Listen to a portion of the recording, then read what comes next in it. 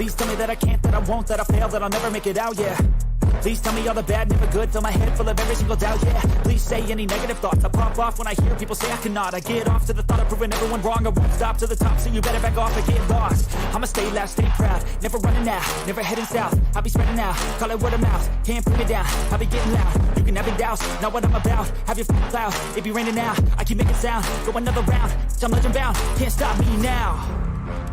You don't wanna fuck with me, a slow burn like a disease. Just tell me that I can and I'll show you things that you couldn't believe. Just tell me that I can. Just tell me that I can. Just tell me that I can. Just tell me that I can.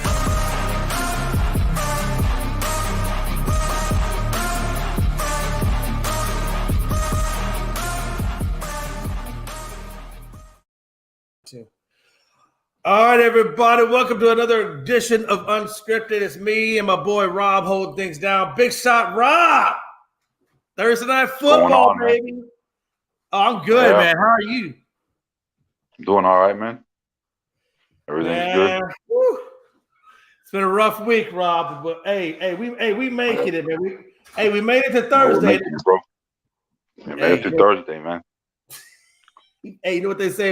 If you make it to Thursday, you're golden because Thursday night football. And then we get Saturday, and then we get Sunday. Yep. What a good time games ahead, that's for sure. Today, yeah, some good games ahead, man. It's a lot. Well, hell, we're getting what do we get tonight? Tonight we get the 49ers and we get the Seahawks. So I get to see Purdy go against Geno. Yep. Big Thursday night matchup, man. We're literally watching Tom Brady 2.0 tonight, man. Yep. What a time. Should be a great game tonight. So my question is, well, we'll get into that here in a second. Let me just start off with a couple of things I wanted to kind of talk about first. Grant Wall, man. So you know the guy that was the soccer journalist that passed away at the World Cup. Initially, everybody was thinking, including myself, Logan. I don't know if you were there, but I know a lot of us were thinking that he was murdered, killed, that the Qatar government or somebody has something to do with it, because we all know that he wore a quote unquote controversial shirt that the Qatar government doesn't specifically like you to wear, and he wore it anyway. And he finally got in. So there was a lot of speculation that, well, maybe somebody killed him, maybe somebody did something to him. Come to find out, through the exhaustive efforts to get his body back home through FIFA, Qatar, the U.S. embassies, and the airlines. I think it was United, if I'm not mistaken, that brought him home. Through all the stuff to get him home, they got him home. They did the autopsy, and come to find out, it was an aortic embolism that he went through, that he suffered. And if you don't know what that is, it's basically his heart had a rupture in the aortic stem, and it basically made a sac of blood around his heart. And that's basically what he died from. And there was no CPR. There was nothing anybody could do to save him. There was no poisoning. There was no It's just, it just so happened that when he went over there, he had an issue with his heart that he didn't know about. He went to the hospital. He was complaining of chest pressure, chest pain. And it was all of that blood that was forming around his heart that was actually the cause of it. And unfortunately, we lost him at a very young age. And I tell you, man, my heart goes out to his family. And it's never a good thing when we lose somebody, but it's good to know the reason of how they died, so that way you can put at least some things to rest. And one thing we put to rest today was the reasoning about how he passed away. What do you think about that, Rob? What's your thought process? Yeah, I agree, man. I didn't know until you told me now that he died from aortic embolism. I was thinking maybe he got shot there, or maybe somebody kidnapped him and killed him or something. Because, I mean, it is Qatar. It's the Middle East. You know, we know a lot of the people in the Middle East don't like Americans. But it's good to know that, we know how he died. I mean, it's so unfortunate. The guy was only like 48 years old. He was covering soccer. I barely knew anything about him. But yeah, it's really sad. I feel for his family and friends, and yeah, I hope they get through this. Yeah, excuse me, me too, man, because that's a hard thing to get through, especially when you're not that old. I mean, he wasn't very old, and to lose him at that age, it's just Yeah. never a pleasant thing, obviously, right? So, much love goes out to his daughter or his wife and family, man, and helping them cope, obviously, with this difficult time. We'll move on real quick to Devontae Parker injury. Turns out he was concussed. Interestingly enough, Tua went through the same issue. They pulled him off the field. And then you see him back on not that much later. And then, of course, now that, then he gets the double concussed. And the NFL, we felt like wasn't doing enough to protect Tua from all the endangerments because we didn't know what was going on with him. But we knew after the first concussion when he got up and he could barely stand that there was something definitely not right with Tua. But yet they put him out there anyway. In the next game, he gets double concussed. And, of course, that led to the whole investigation behind that. Then we come to the Devontae Parker where he gets tackled. He gets up. He's wobbly. He can't find his balance. There's no spotter.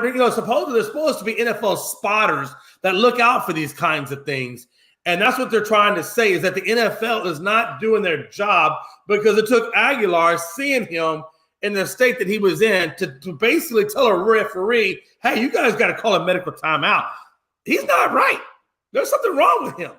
And so then, of course, you see later on in the press conference come out and you see Parker basically saying, hey, NFL, you're basically effing things up. You need to get this stuff right. And you basically just need to do your damn job is what he's saying. Ataxia is what he was suffering. That's where you basically have the stumbling or you have the non-balance. And if you look at the CBA, it talks about the protocol of if a player is stumbling, if a player cannot, is not there, that they need to be taken off the field because now ataxia is part of the no-no and part of the concussion protocol. So the ataxia that he was suffering was a no-go sign that the NFL had a responsibility to pull him off the field. And the fact that it took a player to get him off the field or to notice that he needed to be taken off the field, to me, Rob, and I don't know how you feel about it, but to me, that's an issue. That's a big issue that we didn't learn enough from the Tua situation, or at least the NFL didn't learn enough from the Tua situation, that we're almost seeing it repeated. And if it had not been for Aguilar, we don't know what could have came out of that process. But what do you think about that, Rob? Yeah, it's very sad for Devontae Parker. He's a former Dolphin player, so he'll always have a good feeling in my heart. Obviously, he plays with the Patriots now, but yeah, to see him get hurt like that and losing his balance and stumbling, it's definitely disappointing. I saw the injury. He definitely didn't look good at all. So I'm just hoping, the NFL can correct this concussion protocol and get this thing right. A lot of guys have had concussions this year. It's been a big year for concussions. I know there's been so many. Like Joe Mixon got one. I think Russell Wilson. There's been numerous guys in the NFL that have gotten concussions this year that have had to go through the protocol. So I just hope the NFL, whatever they have to do to get it right, they get it right. Yeah, no doubt about it, man, because there's definitely a lot there that needs to be looked at for sure, especially going forward. The NFL really has to do a much deeper investigation on how they can fix it or how they can right this ship in order to get everything back on track so that other people don't, fall into the same situation that he fell into. Another thing that I saw that was quite interesting, at least on the breaking news side of life, is Syndergaard got picked up by the Dodgers. What did you think about him getting picked up by the Dodgers? I thought that was a good move to address some of the starting pitching that they had, right? With the health issues of Kershaw, Buehler, and so forth. But what did you think about the Syndergaard pickup? I think it's a good pickup because I think he'll fit in nicely with obviously Kershaw and Buehler. So I think it'll be a nice third piece for the Dodgers pitching staff. I thought it was a very good pickup. Yeah, absolutely. He'll And then definitely help. Gonzo, what's up, baby? Hey, how's it going, man? Hey, we living, drawing another breath. So we were just talking about the Syndergaard pickup that came away from the Dodgers. How do you think? What is when you look at Syndergaard? When I saw Syndergaard, he looked okay. I don't think it's a bad pick. He's like a middle rung bargain basement pickup. But how does Syndergaard help the Dodgers? And what I mean by help is like, does he give them significant value, or is he more of just still a kind of a status quo? I think he's more of like a status quo guy than he is like a big impact guy at this stage in his career. Right. I mean, he still don't get me wrong. He still could add some value, but I don't think he's going to be the big high impact guy, like a Verlander or somebody like that. He's going to be more of maybe a spot fill guy, kind of like what he done last year with the Phillies. I mean, he pitched some middle relief and stuff, and pitch starts here and there, but it wasn't like he was a regular guy in the rotation that they really depended on. Yeah, no doubt about it, man. I mean, go ahead, Rob. What were you gonna say, brother? Yeah, I think he was more of a big volume guy or bigger guy when he played for the Mets. Yeah. That's when he was like at the top of his game. I think that's when he was at the top of his game. Ever since he left the Mets, he's kind of like what Chris said, a status quo guy. You don't hear a lot about him too much. He's not one of those ace pitchers. So yeah, I would say that. Question, guys. Something that's really interesting to me is the fact that, and I'm going to go away from this real quick. I'm going more over to Steph Curry in the NBA now. He took on a shoulder injury. What is this looking like now for a team that, quite frankly, looks like, if they're not careful, could slide all the way down? We know they're having a hard time finding the right rotation. They're having a hard time getting that chemistry back. I mean, this team is really going through a lot of struggles. And let's be honest, the only good thing coming out of the Warriors right now is Steph freaking Curry. And then this dude goes against a damn shoulder injury, which, Gonzo, we were talking about that. There's only so long you can rely on Steph and put that kind of weight on Steph before something goes wrong. Well, guess what? Something is going wrong, and it's got him out a few weeks. Now, that's a rough estimate, is a few weeks. What the hell? Gonzo, man, what do you think about these Warriors, man? Damn. It's been real surprising to me because I know we've talked on this show and on some other shows how, I mean, we thought the Warriors might be better this year than they were last year. Right. And they haven't even looked like the team they were last year yet this season. I mean, they played good at home for the most part, but on the road they've been terrible. And even at home, they haven't been the same Warriors. Like you just said, it's been mostly Steph Curry, and nobody else has really been able to stay consistent enough to be there every night. And then now you're losing Curry for weeks. I mean, who knows how many weeks it's going to be? They could be in big trouble, especially if they can't win some games in this stretch to kind of, because I think right now they're around the 10th or 12th spot in the West as it is. Right. I know it's still early in the season. That's the only thing they do have on their side. It's still early in the season. But in that competitive West, you don't want to dig yourself too big of a hole to try to have to play your way back into a play-in spot. And a shoulder injury, man, they say like 3 weeks. You never know. It could be 5-6 weeks. I mean, you never know how a shoulder is going to heal up. So I don't know if they're in. I'm a step before, like my dad said, they're in big trouble. I'm a step before that just because it's early in the season. But they need to try to find a way to weather this storm and try to go like at least maybe 500 while Curry's out. And that means Jordan Poole's going to have to step up and start playing like the guy they just gave a big contract to, like he was last year. And he hasn't looked like the same guy this year since Draymond Green knocked him out. So hey, listen, I get it, man. I do, because that's exactly what I was thinking too. I mean, he doesn't look right. And the biggest problem they've had this year is their defense, and they were a pretty good defensive team last year. But you lost Peyton, you lost Gary Payton III. That was one of your big defensive guys. So you know what I mean? They lost some important pieces, and the younger guys haven't stepped in and filled that role quite to the level they need that they need them to yet.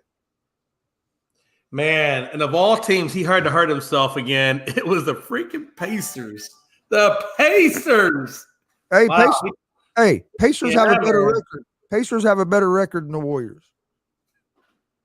What a time to be alive. Who would have ever known that we would say something like that, right? I mean, it's crazy, but hey, it is what it is. Pacers are playing good basketball. So Curry was trying to strip the ball from Jalen Smith to go get that easy layup. And when he tried to do that, hey, look, you put that little one arm up in there. Hey, sometimes you get it, sometimes you don't. Well, guess what? He didn't get it. Now he's going to be in the hospital for a hot minute. He got it, but he got the wrong end of it. Yeah, he definitely got the wrong end of it. He went on the MRI Thursday, which is today, and that's when the injury was revealed. It didn't specify obviously how bad it is, but it's got to be bad enough to where he's missing weeks. But it's not so bad where they're saying he's missing, I guess, months or a year. So, but No. Big shot, Rob, man. What are you thinking, man? What are you thinking? Curry's out. Well, we all know Steph Curry is the guy that makes the Warriors go. So a shoulder injury is definitely bad. It's going to definitely affect his shooting. But, as long as the Warriors, I think, could go 500 without him, and if they could get Jordan Poole going, Draymond Green, Klay Thompson, some of those guys off the bench going, start winning some games on the road, and start playing better defense, I think they'll be in good shape, hopefully for the second half. I just think the Warriors look kind of sluggish. They look kind of like, we're just going through the season. We'll be fine for the second half. We'll get our groove going. We'll be in the playoffs. We'll make it. Like a lot of defending champions, go through that.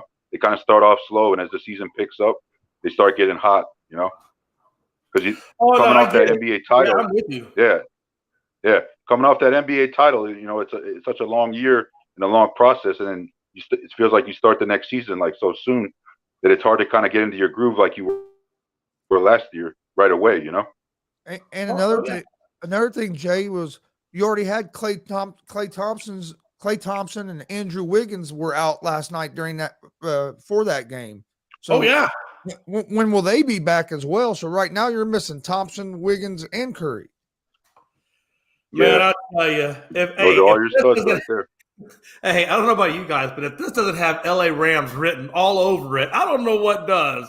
I think LA Rams and Warriors need to get together and be like, hey, so you got a championship, then you fell off the map, then you got injured, and now you're looking at next year. Kind of seems reminiscent of the Warriors. I'm just saying. So hey, you know what that means? That means the Warriors need to bring Baker Mayfield in for a game, maybe give him a start.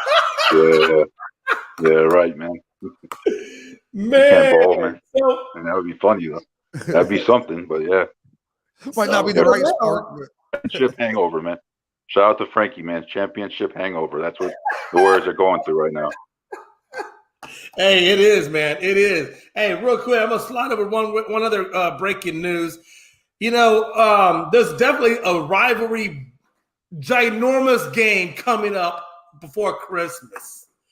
I'm telling you right now, the best thing is going to be before Christmas is going to be the Dallas Cowboys and the Eagles. And I'm going to tell you why. Oh, he says, and Andre Iguodala is also out. Man, Andre Iguodala is old. That man, he needs to go in and retire. But no, listen. So Michael Parsons comes out. They ask about what he thought, I guess, of Hurts, whatever, and the MVP conversation. And he basically was saying that, look, it's the Philadelphia Eagles that are making Hurts. I don't think it's fully Hurts. It's him and the team combined that's making them look so good and things like that. And, of course, the offensive lineman for the Eagles didn't particularly like what he was saying. So then they said, hey, just worry about your game. We'll worry about our game and let the chips fall where they may, blase.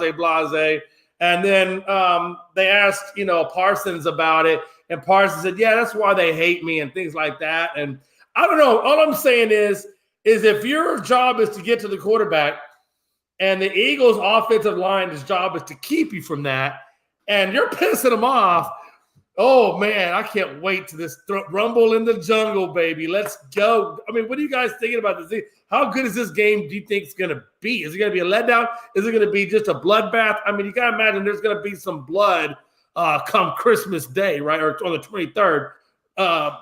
Big Shot Rob, what are you thinking about it, man? How do you feel about Yeah, it's going to be a war for sure. It's always been a rivalry. Cowboys and Eagles. The Eagles obviously have the best record in the NFL right now. The Cowboys have 3 losses. They're trying to get that division too. So it's definitely going to mean a lot. It could decide the division, and it's a big game because these two teams don't like each other, and it could definitely decide the division, or that it's going to have playoff implications for sure. He says, I mean, look, Gonzo, he said, Parsons says, look, you got to stand on everything you say, just as a man. And obviously, they small clipped it and took that one line of what was really talked about. I don't care if they took one line or they took 4 words.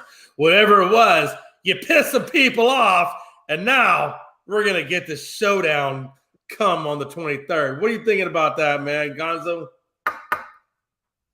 I like it. The only thing I don't like about it is Parsons walking it back some and saying, "Oh, you're taking it out of the context," or "I didn't," or "I don't mean no disrespect to Jalen Hurts." And no, hey, if that's how you feel, say it, and if you and go out there as a defensive guy and back it up, because you and I know you kind of know this, Jay. I kind of feel the same way Parsons feels. I feel Hurts is more of a product of that system and all the parts around him than what it is. Hurts really making a big impact himself. Not saying he's a bad player, but just like kind of like what Purdy's going through in San Francisco. He was able to come in and pick right up because of all the pieces around him and that great defense they have. And I think the same thing. Man, it's psychological warfare. Yeah, it's psychological warfare, like you said, guys. I wouldn't backtrack it. Yeah, I wouldn't walk it back. That's the only thing I don't like about it. Hey, like he said, be a man and stand by what you say. Don't walk it back. All that man had to do when they asked him that question is just come up with a very short sentence. I said what I said. Next question, please. That's all you got to say. I said what I said. Let's go. Next question. Yeah. I mean, come on, don't backtrack. Keep that energy because look, once they think, oh, listen, he's backtracking. Oh, we got him. Oh, we all up in his head now. And you already gave them that quote unquote. You gave them that energy. That energy there. It ain't going away. Yeah, that energy ain't going away. Yeah, hey, Parsons is going to talk the talk. You better walk the walk, man. That's all I got to say. But I also agree with what Parsons said. If you listen to all of it, was that how he's talking about there's some defensive players and some other positions besides quarterback that might deserve the MVP more this year than what a quarterback does. And I agree with that. And I think Parsons is one of them that should be in that conversation for the way he's been playing. Tyreek Hill could be in that conversation. I mean, he's going to put up close to maybe over 2,000 yards receiving this year. And you don't hear nothing talked about him as him. It's because MVP's always, mainly a quarterback award. So I get that, but I also get what he's saying that, hey, sometimes we reward these quarterbacks a little too soon. Well, that's true. And I think, and we kind of do in some cases. We do kind of award them a little too soon. They did it with, what's that guy's name? The one down there in Houston, Mills. There's a lot of people saying how good Mills was. And then they're taking Mills out and they're throwing Allen in, only to come back and throw Mills back in. So a lot of times it is like that. Even Mike, but that's really the only. I think this year that's really about the only case because Mike White, I like what he's doing out there. I like what Mike White's doing. He's a tough guy. He's a tough competitor. The other one I was thinking about was Deshaun. Deshaun hasn't looked all that good since he's come back. He looks terrible. No. And now you're looking at the Steelers. Pickett's out. Looks like they're going to go with Rudolph against the Panthers. And then we had Darnold, who was looking like crap. He had a couple of good games. And now, it looks like he could be poised to take over the South if they keep playing the way they're playing and if the Bucs keep playing the way the Bucs are playing. How crazy is that? The problem with Sam Darnold is he does enough each year to give the team a hope that, if we give him another year, he's going to be that. He's going to take that next step. He always has that 3 or 4 game stretch during a season that where he shows a flash of what everybody thought he was going to be, and people get excited, and then next year it's the same. It's right back to the same thing. Yeah. Oh, absolutely, it Sam is. Darnold is an Absolutely. off and on quarterback for sure. He's definitely off and on. He's shaky, you know. That's what I think of Sam Darnold. He's What a time to be shaky alive. for sure. Yep. Let's get into some inspirational stuff. Bella Rasmussen, you know, again, here on Unscripted, when we see things come out that, you know, looks good for women and women's sports and things of that nature, we try to put it on here just to kind of, you know, give it a little bit of a push because we like to promote things like that. So the one that we're promoting is Bella Rasmussen becomes the first female football player to land an NIL deal. Now, it's kind of interesting. All right, there's a couple of ways you can look at this. And I don't want to trash her, but I gotta put the pros and the cons of this out there. The pro is that she's the first female getting an NIL deal. But again, it is with high school, and I don't know. I mean, it's not like this. Look, the only problem I have with it is that they're basically giving it to her because she's the first female athlete to score 2 touchdowns in California high school football as a woman. Secondly, if you look at her stats, she gets maybe 2 carries, maybe 3 carries a game, probably get about 10 to 15 yards a game. I mean, in any other thing, we're not thinking about Bella. If Bella was a man, we're not thinking about Bella in terms of her statistical career in high school football. We're not thinking about her. But she is a female, so now we're thinking about her. So I don't want to bash her, but at the same time, we're giving an NIL deal. Let's be honest, guys. We're giving an NIL deal because she's female and she got a couple of touchdowns for a California football team. And they're not giving her a lot. They gave her I believe it was 28,000. I think is what they gave her, somewhere in that ballpark. It wasn't a whole heck of a lot, but again, you know, hey, I didn't get $28,000 when I was in high school, so it is what it is. But you know, and it's Laguna Beach High School is where she played. Actually, no, it wasn't 28,000. I'm sorry, it was 18,400, and she got it from Keywise AI. Now, here's where it gets interesting for me. It's a good thing, man. It's a good app. It's if you know anything about Keywise AI, basically it's an app that will monitor an athlete's mental health and let you know if there are issues with their mental health before they arise. So again, it's a great tool that's going to help a lot of people. And basically, she is the quote unquote endorser for this app. So that's when, and if you asked her, she said it wasn't about getting an NIL deal for the money. It was about getting or being able to promote an app that could help somebody with their mental health while they're an athlete. And I think this is huge. I think they probably should have had something like this a long time ago. I mean, CTE and all the things and, you know, depression and all the things athletes go through. I see this as being a really, really big thing. And that's what I want to promote. Number one, it's great as a female athlete. She's getting an NIL deal. Number two, the app that is sponsoring her or supporting her is a great app in terms of future athletic mental health that could be prevented or helped or, you know, things of that nature. So it's a great story, man. And they asked her, where you plan on going to college? And she said, Utah, Oregon, Michigan, Colorado, Vanderbilt are the colleges on her short list. And she hopes to be able to play football at that level. I don't know. We'll see. But the fact that you're going to college and doing what you're doing is just amazing. And she did help Laguna Beach football win a championship. And it's the first championship they've won in 76 years. So congratulations on all that you're doing. And we wish you the best. Gonzo, what do you think about what Miss Rasmussen is doing?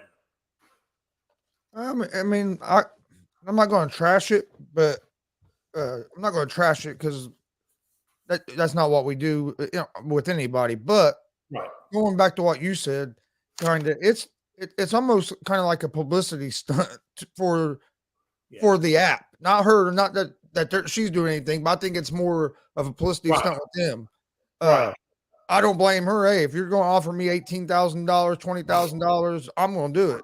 And it sounds like it's for a good cause and everything. It just seems like kind of like what you said. You're only getting a couple carries a game. How much have you contributed to where you're getting an NIL deal over somebody else? that might have played a bigger role in that. And a lot of that is because, like you said, that because it's the first female and everything. I just kind of think it kind of looks like a publicity stunt by that app to kind of keep launching. Which, if hey, like you said, it's a great app. I hope it does succeed.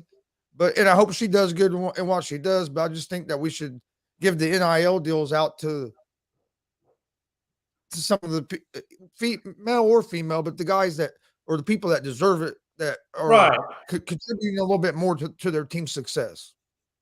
Oh, I'm right there with you, Rob. Kind of like you heard me, Gonzo said. It's great for her. It's just if you look at the statisticals, it doesn't really support an NIL deal. But when you look at what she can bring in terms of being a female and the historicalness of being the first female to score 2 touchdowns in a high school game, it does bring a lot more awareness to that app than maybe an average high school football player would do. But what do you think, man? Yeah, I think obviously it's great for female athletes and all females that are in sports. She's obviously going to probably be looked up to as a role model to all female athletes that are coming up. That I can get a NIL deal as well, and I could do it in any sport. But yeah, you want her to definitely earn it. I mean, she got 2 carries, she got 2 touchdowns. You don't want to just give it to her based on she's a female. You definitely want her to earn it. So when it comes to that, you just want to have like an even playing ground where a male, a female, whatever gender they are, whatever race they are, no matter what, they can get it, based on their performance. Yeah, absolutely, man. Absolutely.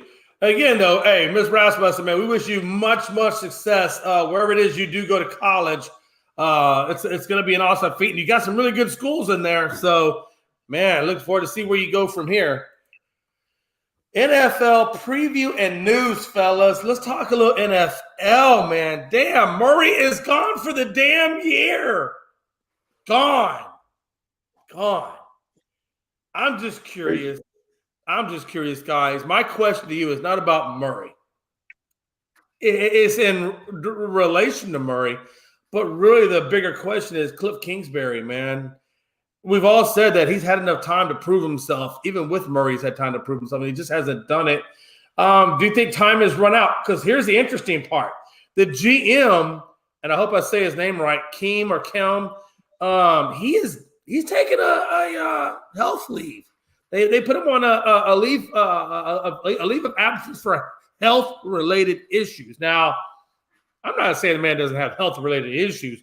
What I am saying is that it's oddly weird that it's in alignment with Kyler Murray going down and people raising questions about Kingsbury, whether he should have a job or not have a job with the Arizona Cardinals.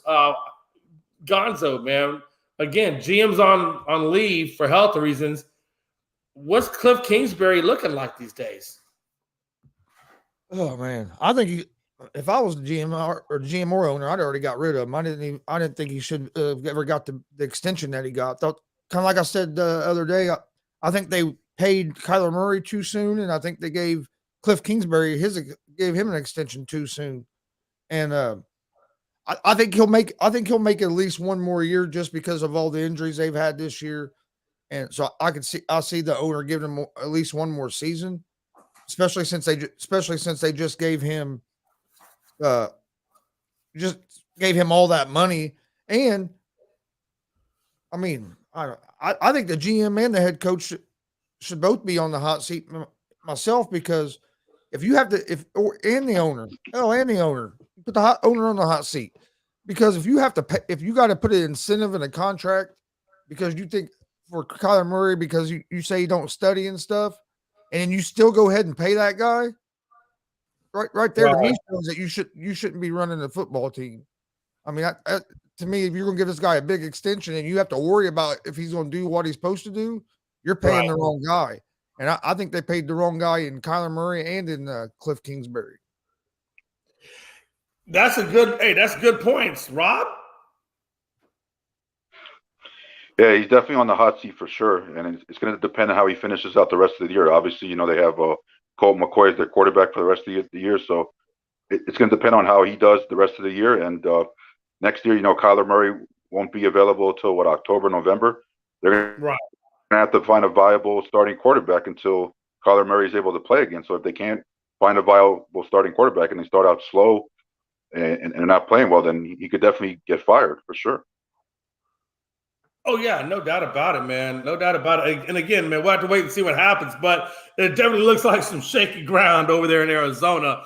Again, next I want to talk about is Wilson has officially been upgraded from the practice squad and on the bench to now being the number 2 guy behind Mike White. So if Mike White screws up, I guess we'll see the second return of Wilson. And Flacco gets put to the number 3 spot at this point, behind Wilson. What do you think, man? My question to you is do you think before this year is done that we see Wilson, or do you think they stick with White all the way to the end? Gonzo? Oh man, I think we're probably going to see Wilson again by the end of this season, just because. Is Mike White going to keep? Is he going to be able to keep playing at the level he was playing at? Plus, now Mike White's banged up from that last game last weekend. So how quick is he? Like, what's he going to look like this week after taking that beating he took last week, where he had to go out of the game with a rib injury, come back in? I mean, dude showed all kinds of heart, but sometimes your body can't keep up with that. So it's all going to depend on if White can play at what kind of level he can play at the rest of the season. But I do think if White starts struggling and coming off this injury, you never know what's going to happen. You can see Wilson back in there. Oh yeah, no doubt about it. I agree too as well. Rob, the Jets are vying for that number 7 spot. I mean, this is not a good time to be, worried about who your quarterback's going to be. But do you think that Mike White gets them into the playoffs? I personally, I don't think Wilson gets them in the play. I personally think Wilson is just another Darnold, just waiting to be shipped off to his next destination. But what do you think about White?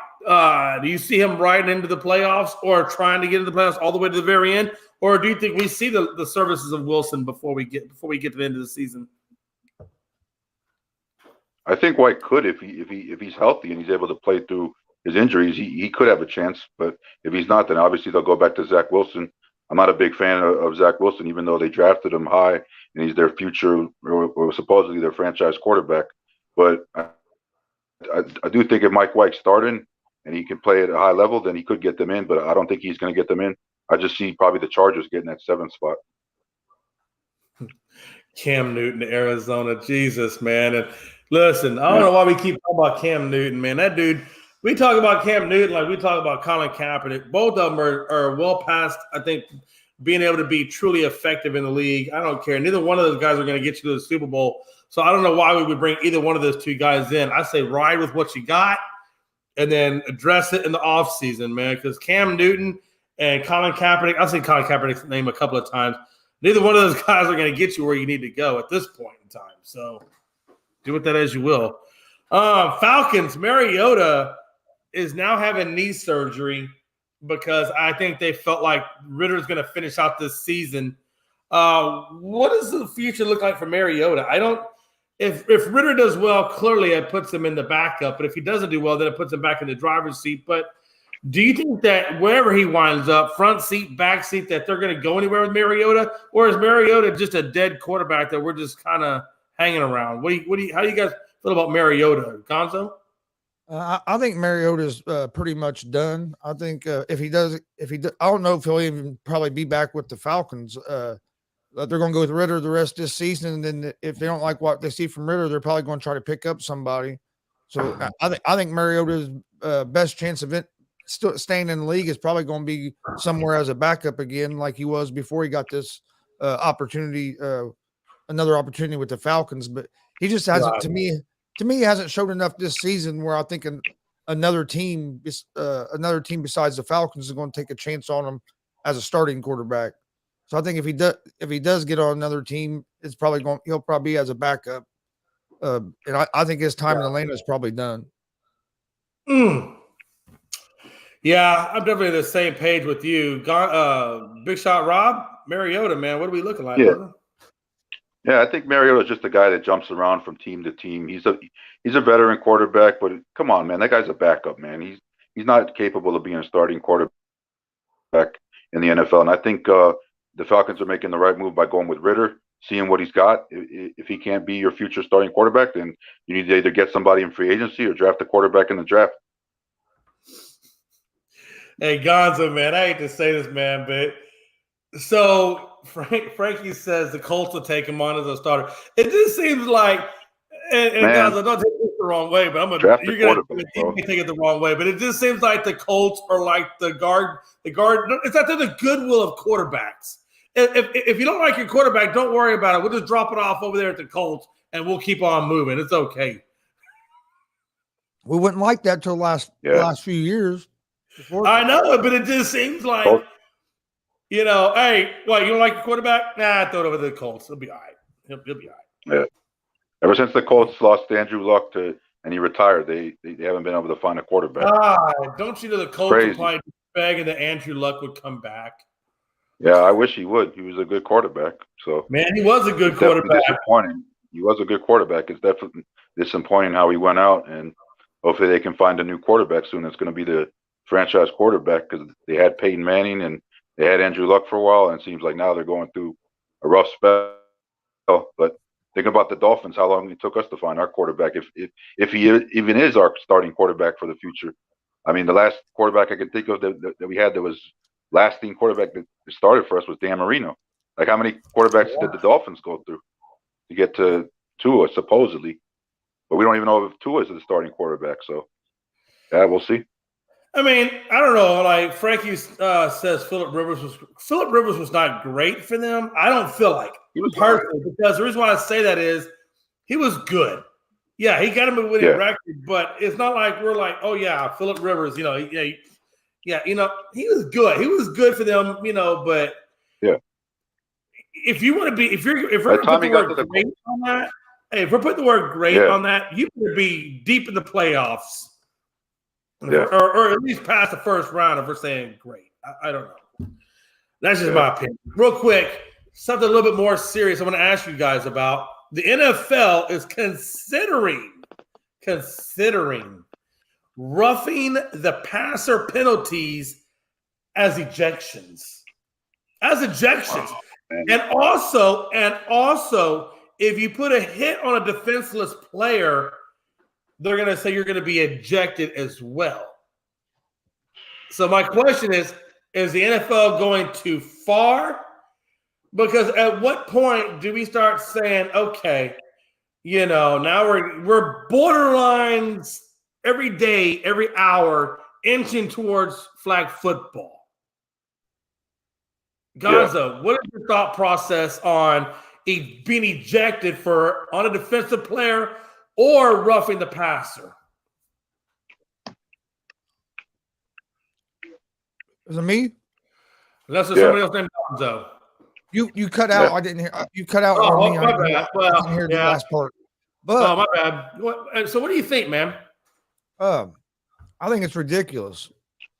I don't like it in college how they do the targeting right now in college, where a player gets ejected from the game. I don't like it there. Yeah, there's too much gray area and too much unpredictability about it that you should get ejected, because you're going in to hit a guy, he can move, you're going full speed. It's hard to know the intent, for one. Sometimes it happens just because a guy lowers his head, or it wouldn't happen. I think there's just too much gray area where it should be that you get ejected from a game. And I don't like it in the college level. I'm definitely not going to like it at the pro level, especially for roughing the passer as well. These quarterbacks get protected enough. If they don't want to take a hit, absolutely. If you're afraid to take a hit, go play another sport. I mean, it sucks, but is there dangerous things about football? Yes, but everybody knows that when they sign up for it, they get paid well to play that game. And I think they're just taking too much out of the game by keep making more rules and more rules, especially for defensive players.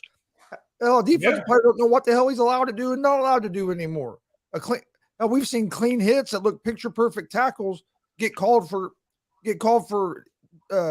roughing the passer or defensive. Oh, absolutely. Because now you're putting that human element of judgment, trying to decide what is not roughing.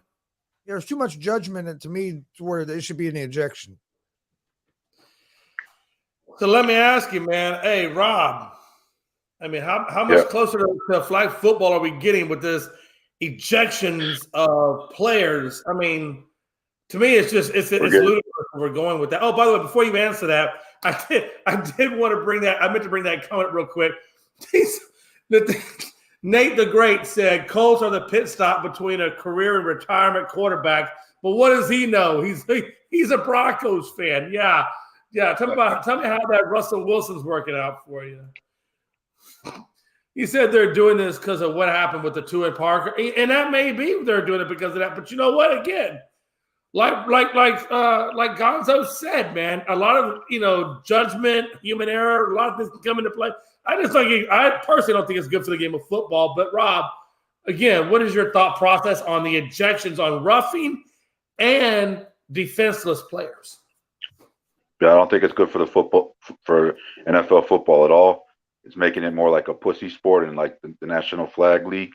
And you're putting stuff in these defensive players' minds. Like now they have to be afraid to hit the quarterback and risk getting ejected from a game. So if you put a hit on a quarterback, roughing the passer, and it happens to be roughing the passer, now you're ejected from the game. So you just hurt your team. And then if it's a defensive player that puts a hit on a defenseless receiver or wide receiver or tight end, now they got to worry about, am I going to get ejected from the game because of that, So you're putting this stuff in these guys' heads where they're thinking they don't know what to do. Like what's acceptable? What is acceptable? These quarterbacks sign up to play the game of football. Part of playing the quarterback position is having to escape pressure and moving up in the pocket, making throws or running out of bounds or whatever it might be. That comes with playing the position of quarterback. Now, I know they're trying to protect the quarterback, but they're going a little bit overboard by making these ejections. It just doesn't make sense to me. Hey, listen, if you're worried about suffering injuries, then give up the $600 million, $300 million, $200 million, whatever else. So I'm saying these guys are getting paid a lot of money. And we all know quarterbacks make the most money in the NFL compared to any other position. So, it's like you got to take the hits. You got to just take the hits or find ways to avoid them. You run out of the pocket. You throw on the run. I mean, you got to look at a guy like Josh Allen. This guy hops over the defenders. He's a good runner. He can make throws on the run. That's part of playing that quarterback position. Gonzo, what were you going to say, brother? To this comment that Damian made about, to be fair, it does prevent teams from suffering injuries. It necessarily doesn't, because are you telling me all injuries are created on hits that are roughing the passer or hitting the defensive receiver? No, you see guys get hurt non-contact. Wait, wasn't Kyler Murray one of those guys? Injuries. Kyler Murray was non-contact. Yeah, so I mean, it's not like it's really going to take a lot of injuries out of the game in my perspective as well. Well, they say most of the bad injuries usually are non-contact. Most of the tears are non-contact. So do with that as you will. What a time to be alive, man. I mean, look, at some point, at what point do we start taking pads off and just be like, okay, let's just play? Because you've taken every damn thing away. And who the hell's going to pay $100 million for a guy to go play flag football? Yeah, you're taking away what the defensive players can and can't do. So now when these guys try to hit the quarterback, they're going to be worried about, if I hit him this way, I'm going to get roughing the passer. And if a defender's worried about hitting a defenseless receiver, now I'm worried about hitting a defenseless receiver in the head or something. So, right. And I'll be honest with you, if I'm XFL, if I'm USFL, I'm thinking, hey, look, guys, NFL is taking all these things away. How can we differentiate ourselves from the NFL? Let's just put all that crap back in. And then everybody's going to want to go watch us because we're playing what they really want to see. Yeah. What a time to be alive, man. Damn. Football's a man's game, man. It's a physical game. You choose to play this sport. There's a reason why you choose to play this sport, and you're taking a risk of getting injured. But hey, you chose to play this sport. Nobody put a gun to your head and said you have to play football. You have other choices. You could play baseball. You could play basketball. You could play soccer. You could play hockey. There's a many different sports you can play. Hey, we're about to go down Ricky Bobby lane. You could be first, second, third, fourth, or fifth. Yeah, man. All right. We're good there, man. Hey, when he started saying that, all I could think about was Ricky Bobby's dad talking to him. That's all I heard was Ricky Bobby. But anyway, I get what you're saying. I get what you're saying, man. I do. Yep. Hey, 49ers Seahawks, guys. This is the game that's getting ready to come up in about 20 minutes. Seahawks, man. Jesus, they're trying to get into that 7th spot. This is a bigger game for Geno, in my opinion, than it is for Purdy. Not that it's not a big game for Purdy because Purdy is trying to cement himself as well. But really, the Seahawks need this win because they're the ones trying to get into that 7th spot. Who do you guys see winning it? Gonzo? I had 49ers winning it. The 49ers defense, man, has just been playing lights out here the last 4 or 5 weeks. I think their defense is going to keep Seattle's offense from scoring a lot of points, and I think Purdy and the weapons that he has on the offensive side of the ball will be able to score more points on that Seattle defense than what Seattle's going to be able to do against that 49ers defense. So, I like the 49ers in this game. I mean, they're a real solid team, and only really question about them is can Purdy play consistent? So we'll find out. The 49ers, since they've got a little healthier, have looked real good the last few weeks. I know they've lost Garoppolo, but I think Purdy will be able to play consistent enough, not make the big mistake, and the 49ers pull out a big win tonight. Absolutely. Rob, let me ask you this, man. You know Debo won't be in tonight. There's no telling when we'll see Debo back. We may not see Debo back until maybe the playoffs if he's able to come back. Can the Seattle Seahawks capitalize on them not having Debo and get this win tonight? Yeah, I think they definitely can. Because one thing about Brock Purdy is Brock Purdy's last 2 games have been at home. He hasn't felt what it's like to be on the road. And going to Seattle is one of the toughest places to play in the league, dealing with that 12th man. And the weather might be bad. It might be raining. You don't know what the weather's going to be like. So I think the Seahawks are definitely going to put pressure on him. And they're definitely going to shut down Christian McCaffrey. So I'm taking the Seahawks in this game because I just think this game means much more to them than it does the 49ers. They're still trying to stay in that playoff hunt. So I'll go ahead and take the Seahawks to win at home. Yeah, interestingly enough, Frankie just chimed in with Rodon, just got picked up by the Yankees. Great. Another subpar pitcher. Another Frankie Montas. Good for them. I'm kidding, Frankie. It's a good pickup, man. Is it enough? We won't know until after spring training. Hey, look, guys, it's 110 games until we get opening day for baseball, and we will see exactly what they have in Rodon. So, but hey, he's the best pitcher available on the market. Good job, man. Real quick, I know there's breaking news. I'm going to ask you guys' opinion on that. Gonzo, what was your opinion on the Yankees picking up Rodon? Does it change anything for them?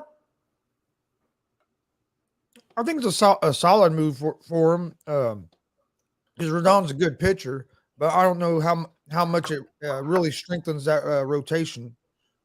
Frankie says 6 years at $162 million, no trade clause. Wow, that's a lot of money to put into that guy. And you can't trade him? Damn. Here's the deal with that.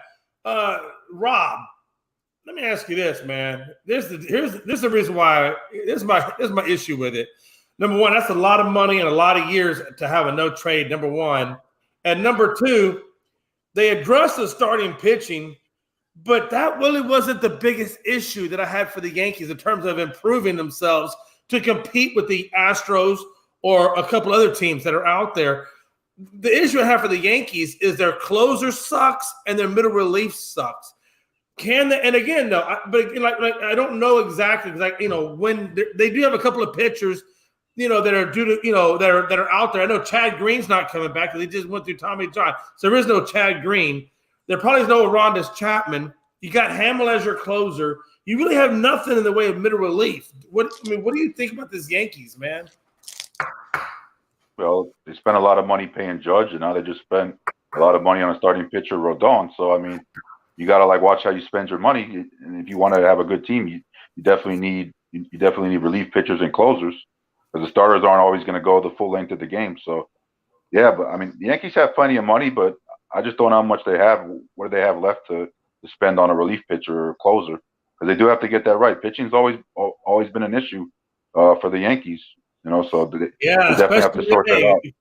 If you don't got a guy that can close it, or if you don't got a guy that can carry forward, because that was the biggest problem for the Yankees. If you watch that 4-game series in the ALCS, once we got past Garrett Cole, once we got past Nestor Cortez, once we got past Taillon, all of them, it was downhill from there in terms of what we had to worry about. Matter of fact, that's when we got most of our runs was off of their middle relief.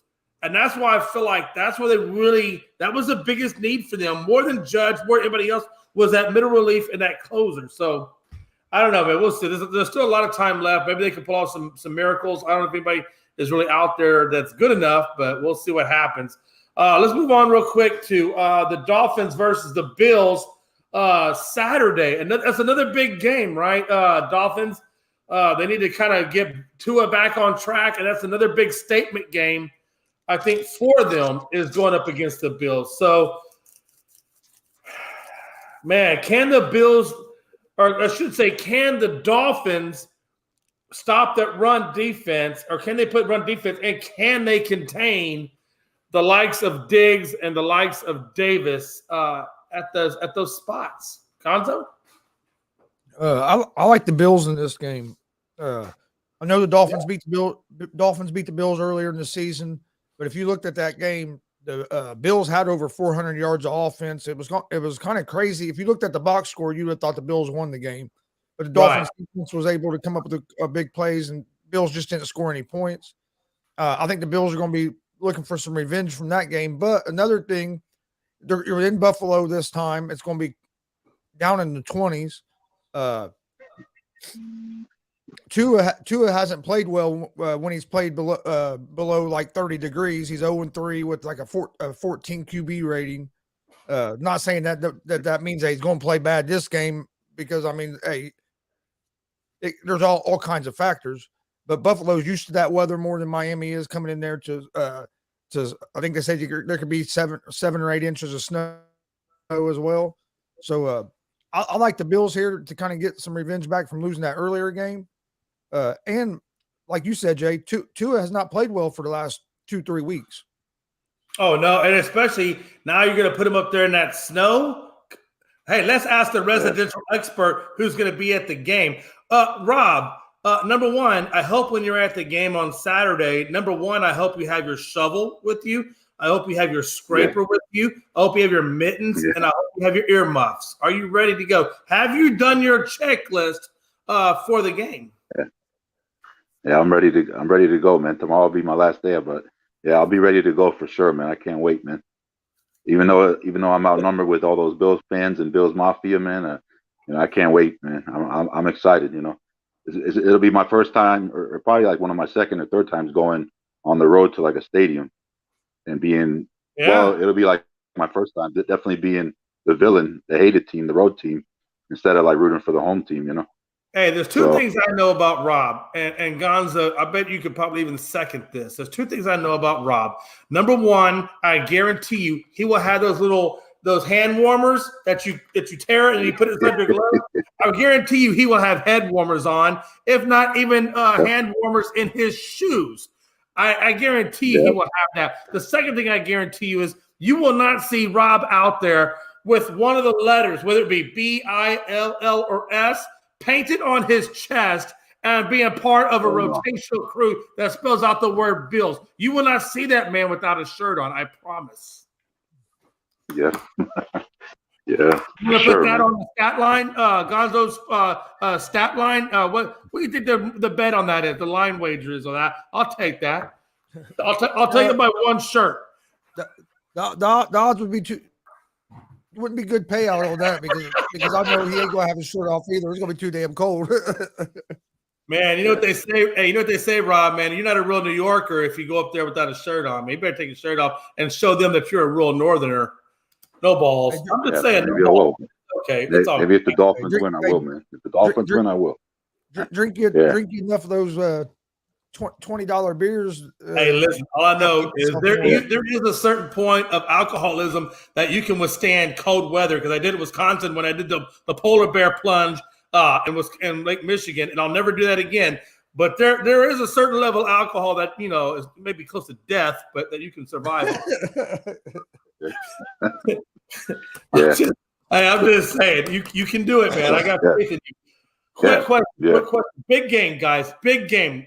Let's dial in for I a wanted minute. to get my big game. I wanted to get my thoughts on the Bills-Dolphins game. I thought you did already. Damn it. No, I didn't, man. You were talking about me going to the game. I wanted to get my thoughts. So I'm looking at this game. I just found out today that the Dolphins have lost 8 straight games playing in under 40 degrees weather or less. So that doesn't bode well for them. Obviously, Tua has not been playing well the last few games. He's been definitely inaccurate hitting the wide receivers. And now they're coming up here now to play in the snow and very bad weather, where I don't think he's going to be able to throw the ball very well. I think we're going to have to rely on that run game a lot because Tua doesn't have a stronger arm as Josh Allen, and he cannot throw in cold weather, the snow, like Josh Allen can. And Josh Allen is used to playing in this type of weather. So it's going to be the Dolphins are going to have to be able to run the ball and play good defense and try to stop Allen, whatever he does, stop those running backs, stop Diggs.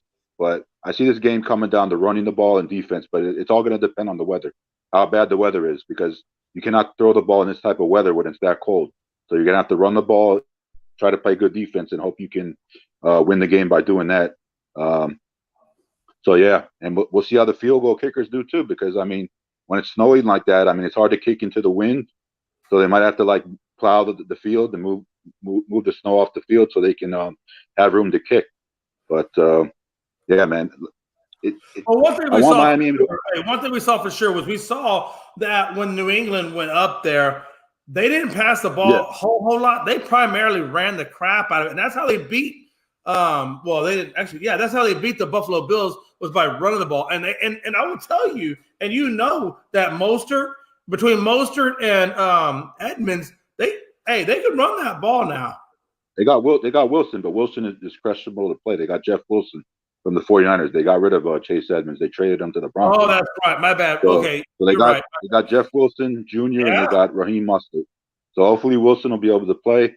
And, Mostert's already playing. We'll be able to run the ball. And if we need to use Myles Gaskin too, we can use Myles Gaskin, All right, we're going to roll over to this Lions and Jets game. Hey, another big game. Another big game. Both the Lions and the Jets are trying to keep that 7th spot or trying to even get into the 7th spot.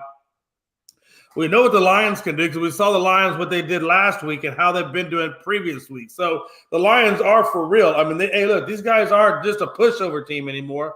We know what the Jets can do, but we also know the Jets are susceptible for Mike Williams getting hurt because he's coming off back-to-back rib injuries. So how healthy is he going to be? So I actually think the Lions win this game, and I actually think they take it. And they put themselves in alignment to get closer to that. They got to get 2 more wins and a couple of losses to get up into that 7th spot. But I think they get a little bit closer this week with the win over the Jets. Gonzo? I think the Lions have a real good chance of winning this game. The Lions defense is going to have to play well, but it's not like the Jets have an explosive offense. Where the Lions have a pretty explosive offense. So I know the Jets defense is good, but I still think that the Detroit Lions offense is going to be able to score enough points to get the win here against this Jets defense, where I just with everything that's going on with the Jets offense, I don't know how many points they're going to be able to put up. So I'm going to go with the Lions. I like the way the Lions have been playing. They've won like 6 of the last 7 games or something like that. So Dan Campbell has them guys biting kneecaps, so them guys are ready. I love it. Hey, listen, I say ankles. I think you say kneecaps. Okay. Hey, Rob, Lions Jets, man. Who you rolling with? Detroit what? Detroit, baby. Detroit football. Going with the Lions in this one. I think their offense is great. I don't think the Jets are going to be able to stop them, even though the Jets do have a good defense. The Lions defense is obviously terrible, but the Jets don't have a great offense where they can capitalize off that. I'm taking the Lions. They already won a game in New York earlier this year against the Giants, so they're going to sweep the 2-game series in New York this year, beating the Jets. So I'm taking the Lions, folks. Yeah. Quick question now: if we roll in, there's another big game. Because right, like I said to you earlier in the show, the Panthers and the Bucks are pretty much going at it for that divisional win. And whoever wins the division, they're the ones that get the playoff berth. And right now, Panthers are looking pretty damn good. They got to play the Steelers this week. Should be a no-brainer because it looks like Mason Rudolph is going to take the reins at quarterback. And we know that the Panthers are on a roll right now. I actually had the Panthers getting the win this week and putting the pressure on Tampa to keep winning. So, Gonzo, how do you see this playing out? Do you think the Steelers get the win, or do you think Panthers get the win and put the pressure more so on Brady at this point? I think the Panthers are going to get the win, but I do think it's going to be a close game because of that Pittsburgh defense. Right. Especially when TJ Watt's healthy, that Pittsburgh defense can really be pretty nasty. But I just don't think the Steelers are going to be able to score enough points. I think Carolina gets a win, keeps pressure on Brady and Tampa Bay. Yeah, I absolutely agree with you as well. Rob, do you see it any differently? Do you see the Steelers getting the win, or do you see Panthers getting it? No, I don't see the Steelers getting the win. I'm going with Sweet Carolina. So I'm going to take the Panthers in this one. I think their running game is good with Deontay Foreman and also Chuba Hubbard. So the running game should be able to help Sam Darnold as well. They'll have DJ Moore healthy, I think. And I'm trying to think who else are their other weapons that they have. But yeah, obviously DJ Moore, I think they'll be able to run the ball effectively, and Sam Darnold will make enough plays for them to win the game. So yeah, I'll take the Panthers in this one for sure. All right, we're gonna roll on into the next one. And the reason I put this game in here is not because there's something on the line. If you look at all the games I put in here and asking you about, it's because there's something on the line for these teams, and that's why these games. And those are the games we're focusing on. Are the teams that have something on the line. I put the Cowboys and Jags in here just because of the reason that, look, Cowboys almost got the ass whooped by the damn Texans. What a time to be alive. We know that T.Y. Hilton just signed on with the Cowboys, but we don't know how effective he's going to be yet. So that's why I put this in here. Because I'll tell you right now, don't overlook this Jacksonville Jaguars. They could come up on you, sneak up on you, and bite you in the ass. And I do still have the Cowboys getting the win here, but I think it's going to be a hell of a good game because I got to be honest with you, man, this Trevor Lawrence is looking pretty good, and that team as a whole is looking pretty damn good. And when they get Calvin Ridley next year coming off that suspension, could be even more dangerous. So, but I do have them getting the win over Jacksonville. Gonzo, what do you think about this, man? Do the Jags get the win, or do you think the Cowboys right the ship mentality-wise? I think the Cowboys get the win. What's going to be important in this game, though, is going to be Dak Prescott. He's going to have to quit turning the ball over. If he still keeps throwing some of these interceptions he's been throwing, that's going to give Jacksonville a chance to really stay in this game and maybe pull off an upset. But I think if Cowboys come out, run the ball, and if they can get their defense gets going, I really like that defense. So, right, I'm gonna go with the Cowboys. Rob, you better say no. I'm kidding. Don't say that. What do you think, man? Cowboys, Jags, who you rolling with? And I'm rolling with them boys, man. Them Cowboys. You better. Yeah, man. Rolling with them Cowboys, man. Even though they didn't play well last week against the Texans, they didn't look good last week. Yeah, that was a closer game than I thought. I was thinking they were going to blow them out, but they escaped with a win. I think they're gonna come to play in Jacksonville this time. They're not going to take this Jacksonville team lightly at all. Because Jay, like you said, this team can beat you for real, and they looked pretty damn good last week against Tennessee, who's leading the AFC South. So yeah, this Jacksonville team is very surprising. They got Trevor Lawrence who can throw the ball, make plays. They got Christian Kirk at wide receiver. They got Travis Etienne as the running back. They who else do they have? The tight end Ingram is pretty good. So yeah, this Jacksonville team is definitely dangerous. So the Cowboys will not take this team lightly for sure. And I see that defense stepping up and making the plays to win. So I'm going Cowboys all the way for this one. Right, because that's what I think happened in Houston. What I think happened in Houston is I think that the Cowboys relaxed. They went to automatic mode, whatever, and they thought it was just going to be an easy get in, get out, whatever. And it should have been had they played their normal abilities and been aggressive like they normally are, it would have been that way.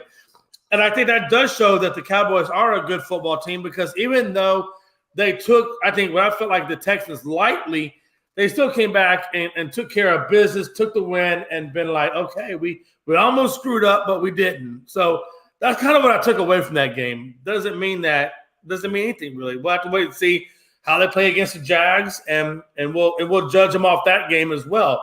Again, Patriots.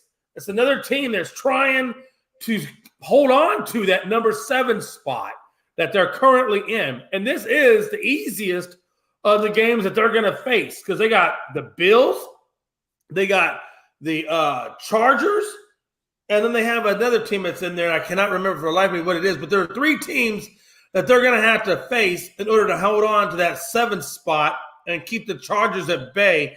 And I just don't think they can do it. Oh, I think it is a Chargers. It's the Chargers. It's the Chargers, and it was Buffalo, and it was Miami. Those are the 3 games after the Raiders that they have to face. So they got to get this win. It's a staple win if they're going to hold on. And I do think they'll win it. But I also think that sometimes them Raiders can come up and play a game and steal it from you. So what do you guys think, Gonzo? I think the Chargers are going to get that last playoff spot in the AFC. The Chargers have a little bit easier schedule than what the Patriots do, and I like the way the Chargers have been playing. The main thing that worries me about the Chargers is their coach, because sometimes he makes some plain stupid decisions. But I really like the way Justin Herbert's been playing. Herbert's finally looking like that rib injury is not bothering him no more, and he's really looked pretty good the last couple of games. So I'm gonna go with the Chargers. Rob? Are we talking about the playoff spot here, right? Are we talking about the game? It was the Raiders. Hey, we're talking about the Raiders Patriots. We haven't got to the Titans Chargers yet. Okay. My bad. I was picking the playoff spot. I thought you were talking about the game. Yeah, so you're taking Patriots over Raiders? Yeah. I guess I'll take the Patriots here. I just think, they need to win this game because of such a tough schedule they have coming up. But the Raiders are definitely capable of beating them. I wouldn't be surprised if they did beat them. Josh McDaniels used to be the offensive coordinator in New England.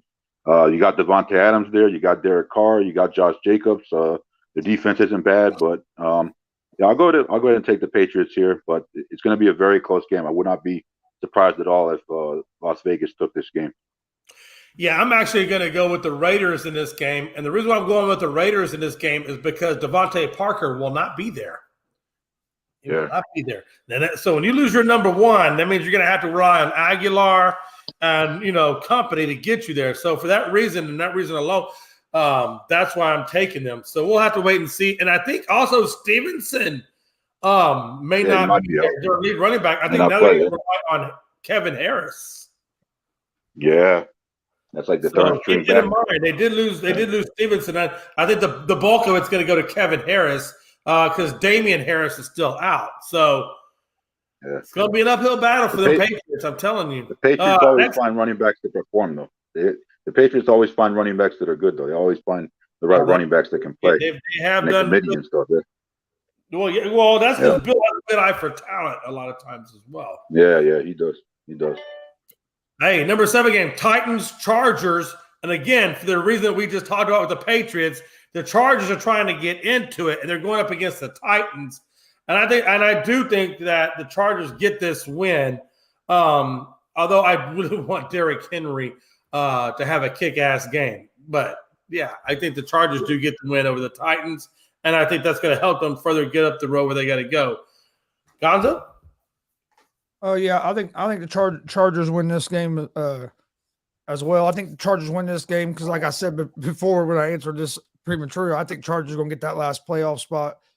But I like the way Justin Herbert and that offense has been looking for the Chargers, and I think they're going to pull out a big win this weekend against the Titans. Titans have been struggling the last 3 or 4 weeks, haven't been able to really get going. I think they've lost 3 in a row, if I remember correctly.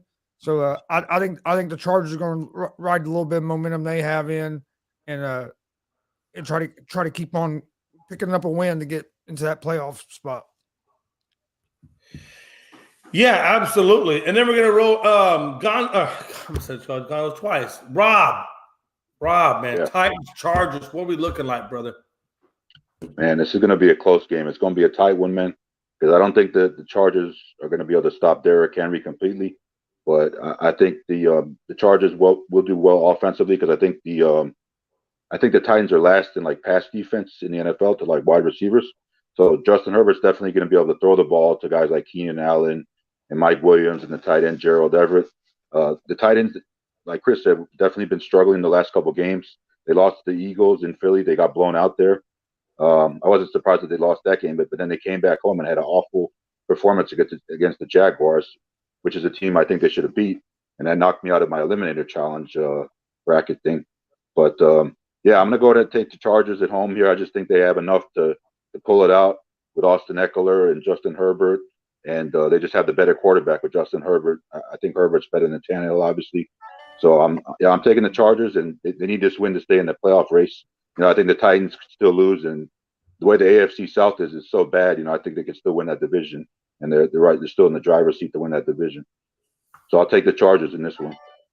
Oh, that's interesting. Interesting. Okay, let's go real quick to the Bengals and Bucks. And I think this game obviously is more important for the Bucks than it is the Bengals. The Bengals have pretty much solidified themselves in that, middle wild card spot. But the Bucks are basically holding on for dear life when it comes to their division, because again, they're holding off the Panthers. We know the Panthers got an easy game against the Steelers, but the Bucks, on the other hand, do not. And if they lose this game to the Bengals, I think we're going to have a new divisional champ in the NFC South.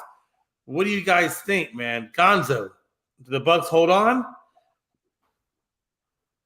No, I think the Bengals beat the Bucks. The Bengals have really seemed to kind of find their way finally this season. They got off to a slow start. I think a lot of that was their offensive line gelling together. Now the offensive line's starting to play better. Even with Jamar Chase out, they were able to win some games. Now you get Chase back. I know T. Higgins is hurt right now, but he ain't gonna be out very long. So the Bucks have been struggling. Yeah, they had that comeback win a couple weeks ago. Then they lose the next game, but their offense just has not been able to score over like 16, 17 points a game. And I think the Bucks are going to struggle against this Bengals team that's seemingly getting in their groove and is ready to make another playoff push. Yeah, Rob. Yeah, I like the Bengals too in this one, but the Bucks are coming off a very deflating loss to the 49ers, so being at home, they'll definitely play better at home. But I just think this Bengals team is too much with their offense. With Joe Burrow, Joe Mixon's back in the mix now. You got Jamar Chase. I know T. Higgins is banged up. Tyler Boyd's a little banged up, but hopefully those guys play. And that Bengals offensive line's definitely been playing better as well. And I think that they have a good enough defense to beat the Bucks. The Bucks just struggle up this year. I just don't know what happened to them. I mean, they could win the game, but I wouldn't be surprised if Tampa Bay won. But the way they've been playing at home this year, they've really been struggling. Brady doesn't look like himself, but he could always catch that magic and pull off a win against a good Bengals team. So we'll see what happens. But I'm taking the Bengals, man. Yeah, absolutely. And then we got the ill-fated Giants versus the Commanders. And let me tell you guys, Seahawks are just on the cusp looking in. We talked about the Seahawks earlier and how important this game was for the Seahawks in order to get in that wild card spot. And if the Giants lose or if the Commanders lose tonight, whoever loses, one of them's getting kicked out. If Seattle wins, one of them's getting kicked out. That's how important tonight's game is. If Seattle wins tonight and whoever loses out of the Giants Commanders, somebody's getting bounced. Oh, what a time it is to be alive. I'm going to put I'm putting all my eggs in the Commanders basket to get the win over the Giants. How's it look, Gonzo? Who are you taking? Yeah, I like the Commanders. The Commanders have been playing real hot here lately. Won like 5 of their last 6. The Giants are lost 3 in a row. I like the Commanders here. I know they played a couple weeks ago and these two teams tied. I don't think it's going to be a tie this time. I think it will probably be another close game, but I think the Commanders are going to pull out the victory. Big shot, Rob. Do you feel the same way? Yeah, I do, man. Even though my mom's a Giants fan, I like the way the Commanders have been playing on offense and defense. I know they tied earlier when they played up in New York. I think it was like a 20-20 tie. But yeah, this Washington team's at home. They've been playing well. I think Taylor Heineke's the better of the two quarterbacks than Daniel Jones. And I think, yeah, Washington will play well enough at home, and they'll get the win. Hey, man, that's going to be it. I tell you, man, hey, and that's going to put the Giants right there on the edge. It's going to be interesting to see how this call keeps playing out. Last game to talk about, and the only reason I'm talking about this game is because of Baker. If it wasn't for Baker, I wouldn't even care about this game. But I really want to see how Baker does on the second game to make sure that the first game wasn't a fluke, right? So we got the Rams versus the Packers on Monday night. How great is it going to be? Because if Baker gets that win, he will solidify at least a little bit that he belongs there and that it wasn't just a fluke against the Raiders when he came off. But how do you guys see Monday playing out? I'm going with the Rams. Gonzo, who you taking, brother? I'm gonna go with the Green Bay Packers. Just because I can't pick Baker over Aaron Rodgers right now, and both these teams have been struggling. Baker did look great that game, but I gotta see it more than one game. So I'm gonna go with Green Bay to pick up a win here. Wow. Okay. There you have it. Hey, Rob, tiebreaker, man. Hey, who are you going with? No, I'm going with the Packers here too, man. I think being at home in Lambeau Field in the cold. I know Baker played in Cleveland, so he is used to playing in the cold weather. But you look at this Rams team, man, and they're all banged up, man. They don't have Cooper Kupp. They lost Allen Robinson for the year. They got rid of Darrell Henderson. So, man, you need your weapons against a team like the Packers, man. You need your weapons. You need to have your weapons healthy, and they don't have that. And the Packers are the healthier team, so I think they're going to win the game because of that. We shall see. We shall see, man. All right, man. Listen, we'll move on real quick because speaking of Tom Brady, what is your top landing spots for Tom Brady next year? I got three, and really only one of them two of them I had. The one that's in the middle is just we'll wait and see what happens. But the number one spot, if Tom would go to anybody, I would have the 49ers. I think it's a hometown team for him. It's a warm, sunny weather. They got great avenues to the media market if he needs it. They got a great run game, a great O-line, good wide receivers, and a tight end. And they have good coaching. I mean, everything that he would want is right there in sunny San Francisco. So I think he goes to the 49ers next year if he does not win. I think if he wins this, if he quote unquote wins the Super Bowl, which won't happen, but if he quote unquote wins the Super Bowl, then Tom Brady's done. I think he retires, goes to the sunset, and goes to the broadcast booth. If he loses, then I got him going to the 49ers definitely. If not, then I would probably see him going to maybe possibly the Giants, only because of the media market, and he did have a house there at one time. So I think the media market would be very, very lucrative and very, very enticing for him. The last spot would be the Patriots, only just so he can finish his career where he started his career. I think Mac Jones is not the cornerstone piece for this franchise. I don't think it's going to be Mac Jones. I think Brady. Would be a big benefactor for Mac Jones if he was to have a career after Tom Brady leaves. He can certainly learn behind him, and I think that $50 million in cap space that they have is just going to be too enticing for them to pass it up. That's where I stand on that. Gonzo, what would be your top landing spots for Tom Brady if he doesn't sign with Tampa, or if he comes back next year? I would say probably either San Francisco or the Tennessee Titans. Interesting. Okay. The reason I say Tennessee, he'd be an upgrade from Tannehill. You still have Derrick Henry at the running back. He has a relationship with Mike Vrabel. So I could see maybe Tennessee, but I would say San Francisco or Tennessee if he continues to play.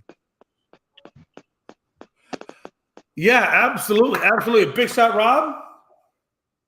Yeah, I could see him going obviously back to his hometown, San Francisco. He's from there. That's his hometown team. They have a great offense. They have a great defense. He would fit right in there. I think Tennessee would be a good landing spot too, as well, because he does have that relationship with Mike Vrabel also, and maybe possibly the Raiders if they decide to get rid of Derek Carr. If he has Josh McDaniels as his coach and offensive coordinator, maybe he might want to go there. Or I think it would be best if he went to back to the Patriots and just finish his career, as a Patriot, just play one more year there and retire. So I would say those are the 3 or 4 spots I could see Brady going to. Obviously, I don't think he's winning the Super Bowl this year, but you never know with Brady magic. But I don't think he's going to win it this year. So I could see him going to any of those teams next year, and then probably end his career after that, just retire. Yeah, I mean, you never know until you know. If he doesn't want to play, he doesn't do it one day. I think he goes back to the Patriots. I don't think he's ready to retire, but I don't think he's ready to go to the Patriots either. I think San Francisco, if he wants to stay competitive and go for a Super Bowl, he's going back to San Francisco. Titans got Willis. They really don't. Jesus Christ. I don't know why I didn't put that up there. Last topic, man. How will the new rules and larger bases affect Major League Baseball games? They asked the managers, the MLB managers, this question, and they had some really good responses. And the biggest ones that I saw, which I kind of get, is the fact that number one, it's going to help stolen bases because of the bigger bases. Also, it's going to help speed up the game because of the time clock. And number 3 is going to really produce more contact hitting because of the lack of a shift. So I think you're going to see a faster paced, more contact hitting, and just an all-around easier way to steal from second to first to second to third. So look for those to be the biggest things. And I think it's good for baseball to have more contact hitting. So it takes the pressure off of the home run, number one. But I think it gives you more action, and I think it gives you a shorter game. And that's what's going to help them to stay relevant with the NFL or the NBA in terms of pace of game. Gonzo? Yeah, I don't think you're going to see a real big change in a lot of it. The shift is probably the biggest rule change, and it might help with contact hitting some, but I mean, honestly, if these guys could be contact hitters, why can't they hit away from the shift? So that argument never made a whole lot of sense to me. So you're just telling me if you're going to swing for contact, you have to be a pull hitter. So since them guys are there, you can't hit the other way. That don't make a lot of sense. But I hope it does get more base hitting in the game, because I think that makes the game a little funner to watch than when it's just a home run or a strikeout. But as far as the bigger bases, it might help stolen bases a little bit, but I don't think it's going to make that big a difference on stolen bases. And it is going to be interesting to see about the time change, how having the timer on the pitcher, how much that speeds up the game. But I would say maybe the biggest effect will be the shift. But we'll see how big of a change that is, like I said, because are these hitters really going to quit swinging for the fences just because the guys aren't shifted over? Yeah, I don't know if they necessarily decreases that. But what I do think is when you take a hitter like, let's say, Justin Tucker for the Astros, take him, for example, he doesn't really necessarily hit the ball over the fence. He's more of a contact hitter. So I think it's going to benefit the Justin Tuckers of the league in terms of their batting averages and getting guys on base. So I think that's where you're going to see that. It won't be by your big power hitters, but, with the Justin Tuckers and the Myers and the Brantleys and things like that are all your contact guys, that's where I think you see it. I think you see it in that form. But Big Shot Rob? Yeah, I don't really know too much about the rules, but I'll just give how I feel about the larger bases. I think the larger bases are going to be good because you'll see guys less injured as far as like when they're making a play on first base or second base, because they'll have like more room to put their foot on the base rather than having like a smaller base, and it will be good for the stolen bases too. But obviously, Right. like if a close play is on one of the bases, and the guy runs it out, or the guy makes the play, the first baseman makes the play, and he's out. It'll make it easier for the guys to like review the instant replay and make an easier decision on the instant replay rather than having like a smaller base. But Oh, absolutely. as far as like the other rules, if you want to just like briefly explain to me some of the other rules, I can give you like my opinion and thoughts on other rules Yeah. real quick. So the other rules are like I was talking about the shift. Rather than shifting your guys over to the strong side of the hitter, now they're going to be more, in their normal elements, right? Like you're not going to be able to be all the way out in the grass. Now you're going to have your feet on the dirt where it meets the grass rather than being in the grass. So it's going to affect the shift in terms of how you position your players. And also it's going to give you a pitch clock. So now the pitcher only has I think it's like 20 to 14 seconds in between pitches. Yeah, so that's definitely going to speed up the game, and I'm hoping guys will try to be more contact hitters instead of just hitting home runs or trying to strike out. I think it makes the game more interesting when you have guys that are all around hitters that just don't hit home runs or strike out. So that's how I feel about that. Oh yeah, absolutely. I think it's gonna overall. I think for the game of baseball, it's a good move. Now they got to work on their marketing, but I think in terms of improving the game and increasing the pace of the game to keep up with the likes of the NBA and the NFL, they made some good strides. Now I think they got to work on their marketing to really kind of amp it up a little bit and get baseball a little bit more out there. For sure, they got to market their players better. For sure. Hey, last thing, and then we have final thoughts. Let's talk about these awards real quick. Obviously, the NBA MVP is now the Michael Jordan MVP. I don't have a picture of that, unfortunately. I'm sorry, but it's a Michael Jordan MVP. Then you got the Defensive Player of the Year, which is the Hakeem Olajuwon Award. Then you have Rookie of the Year, which is now the Wilt Chamberlain Award. Then you have Sixth Man of the Year, which is a John Havlicek Award. And then the last one is Most Improved Player, which is the George Mikan Award. And then, of course, you see Jerry West. I forget what – I didn't get the Jerry West one in there. I forget what he is. Oh, you got it in there. I see it. The logo? I don't know. Yeah, but there's a reason he's in there. Right? The Jerry West one is. Yeah. But those are your basic awards. I got to be honest with you. I like the style of the award. I like how – it's more simplified, but yet you have the guy in the middle of it. It just looks beautiful the way they have it constructed. And again, with the names, I like the names. I think it kind of makes it a little bit more appropriate for the times. I mean, we all relate to Michael Jordan.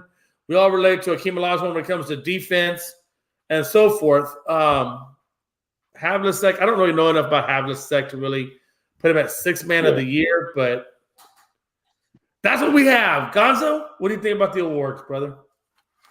No, I think it was a good change by the NBA, and I think the awards are pretty cool looking.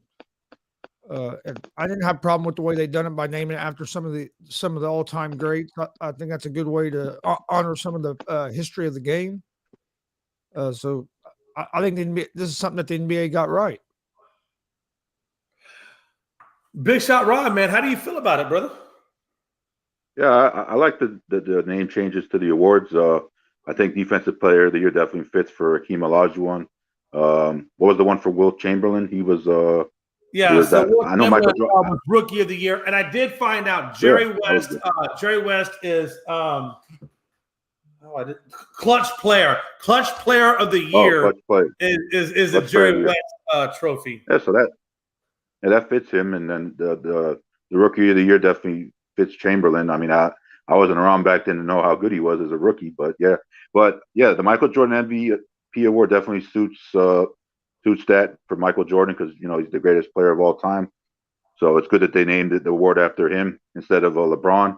And then obviously you still got the All-Star MVP award is Kobe Bryant. So that's another name too. But they did that last year. So yeah, I'm just wondering for the NBA Finals was that that award was. I'm trying to think of it for the NBA Finals. What they named the award? If it was. You talking about the NBA MVP, or which one you talk? Are you talking about the which one you talking the about? finals, the finals, or the postseason? Did they name? Did they have a name for the NBA Finals MVP, or they didn't come up with that yet? I think the NBA Finals MVP was Russ. I think it was Bill Russell. Yeah. Bill Russell. There we go. Yeah, Bill Russell. It was Bill Russell, and I know Steph Curry got that last year. So, yep.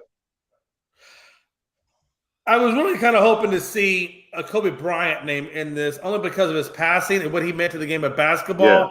I was really kind of hoping to see there would be a trophy named after him. I don't care which one. If you want to put Clutch Player of the Year, I mean, come on. Kobe Bryant was pretty damn clutch. I don't think they did because they'd already named the All-Star game MVP after him. That's right. And we talked about that. I don't remember that, but yeah. Man, what a time to be alive, man. Hey, as long as Kobe gets his respects, that's all I care about, because the man earned it. He earned it. And yeah, absolutely. Man, he said these words man, whatever. No, I don't think I agree with that, but okay. Well, hey, I'm gonna put your comment there because we don't discriminate. We put all the word, but I can't be discriminating. It's a free country. We can say what we want. Hey, we're gonna get up into these final thoughts and we're gonna roll up on out. Gonzo, final thoughts, brother. 0-0 so far in this football game. And then, like Jay said, got a bunch of football coming up this weekend. If you're a sports fan, there's a lot going on. Also, don't forget, I'll be live with some pro wrestling this weekend. Sunday at 3 p.m. Eastern we'll be live. We're also doing a show on Saturday at 7 p.m. Eastern, but not sure if that'll be live or not. I might have to record that. Not sure on the internet situation at that facility yet. But and also check out Easy Money, a sports betting show, Monday through Friday, 3:30 p.m. Eastern, live on YouTube, Facebook, Twitch, Twitter, all at Gonzo Sports Room and the All Sports All Plays Network. Hell yeah. You definitely don't want to miss it. He puts out a lot of good content on those shows. Big shot, Rob. Final comments, Bubba. Yeah, look for me this weekend, Saturday night at the Bills-Dolphins game. I'll be checking in with Unscripted live from the stadium. I'll do a little check-in, and look for me on TV as well. I'm hoping it's a good game. I'm hoping my team wins, and that's all. So, yeah, go Fins up and Bills down. Yeah. And I always, you know what? And I do that to you all the time. I know I keep lumping you into the Buffalo life and not the Fins life. It's so hard to put you as a Fins. I keep wanting to put you as a Buffalo Bills, man. Yeah, man, I hear you. Yeah, man. Hey, what a time to be alive, man.